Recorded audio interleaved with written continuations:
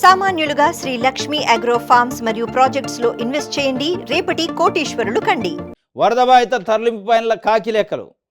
భోజనానికి 368 కోట్లు, మంచినీళ్లకు 26,000 కోట్లు, 26 కోట్లు, అగ్గిపెట్టెల కోవతులకి 23 కోట్లు. బాబు చెబుతున్న ఖర్చులు ఇవి. వైద్యానికి 2 కోట్లు, నిత్యావసరాలకే 61 కోట్లు. అవి ఏంటియో నిత్యావసరాలంటే వాళ్ళకి తిండే లేదా, ఇంక నిత్యావసరాలు ఎక్కడి. పారిశుద్ధ్యానికి 51 కోట్లు, మొత్తం ఖర్చు 534 కోట్లు. మొత్తం ఇది మేసేశారు, తినేశారు, ఎక్కడ బరికి తినేశారు ఎక్కడెక్కడ. ఈ కోట్లు చూస్తే జనాలకు దిమ్మదిరిగి, 1 కోటి కూడా మాకు రాదా జనాలకి? కోటి కాదు రూపాయి రాదా మా జేబులకి?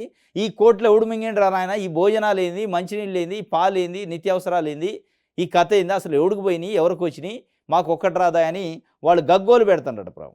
మరి ఇంత ఖర్చు అయితే వైఎస్ఆర్సీపీ ప్రశ్నిస్తుంది, మరి అక్షయ పాత్ర రోజు పంపిన 1,00,000 భోజనాలు ఏమైనాయి? మరి మీరు ఒక్కొక్క భోజనానికి 376 రూపాయలు పెట్టి 368 కోట్లు ఖర్చు పెట్టామని మీరు లెక్కలు రాసుకొని ప్రభుత్వ సొమ్మును తినేశారు. మరి అక్షయ పాత్ర అనే ఒక అసోసియేషన్, ఒక ట్రస్టు రోజు 1,00,000 భోజనాలు ఇచ్చిందట. మరి ఈ 1,00,000 భోజనాలు ఎడిపోయినాయి? మీరు ఇచ్చిన 1,00,000 భోజనాలు ఎన్ని లక్షల భోజనాలు పంచారు? మరి అయ్యి ఎడిపోయినాయి. మరి అది పంపిణీనేనా, నిజంగా తెలుగుదేశం పార్టీ నాయకుల ఖాతాలకు పోయిందా? ఇదే అసలైన పంపిణీ. భోజనాలకు 368 కోట్లు, మంచినీళ్ళకి 26 కోట్ల, కొవ్వొత్తులు అగ్గిపెట్లకు 23 కోట్లు ఖర్చు ఏంటి? వైఎస్ఆర్సీపీ నేత దేవినేని అవినాష్, మేయరు భాగ్యలక్ష్మి ప్రశ్న. అక్షయ పాత్ర రోజు పంపిన 1,00,000 భోజనాలు ఏమైనాయంటే, ఈ అక్షయ పాత్ర పంపిన భోజనాలు ప్రజల కడుపుల్లోకి పోయినాయి, ప్రభుత్వం పంపిన భోజనాలు తెలుగుదేశం పార్టీ నాయకులు కడుపుల్లోకి పోయినాయి. స్పష్టంగా అర్థమవుతుంది. 1,00,000 భోజనాలు ఒక అక్షయ పాత్ర వాళ్ళే పంపాక ఇక నువ్వు పంపింది ఏంది, నువ్వు బీకింది అనేది ఇలా ప్రజలు మాట్లాడేది. 368 కోట్లు ఖర్చు పెట్టారా భోజనాలకి? ఎన్ని నెలలు పెడితే అయింది? అసలు నీ అన్న క్యాంటీన్లు ఇవాళ 100 ఉన్నాయి క్యాంటీన్లు.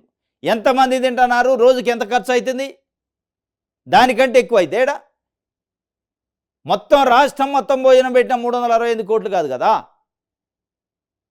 కొద్ది లెక్కగా అర్థం ఉండాలిగా. మంచినీళ్ళ బాటిల్కి 26 కోట్ల, అగ్గిపేటలకి 23 కోట్ల. ఇదేమైనా ఉందా రాసే లెక్కకు కానీ చెప్పే మాటలకు కానీ? అంటే సంబంధం లేదు. ఇది ఎలా జరుగుతుంది? బాధితులు ఎందుకు గగ్గోలు పెడుతున్నారంటే ఇదే కథ.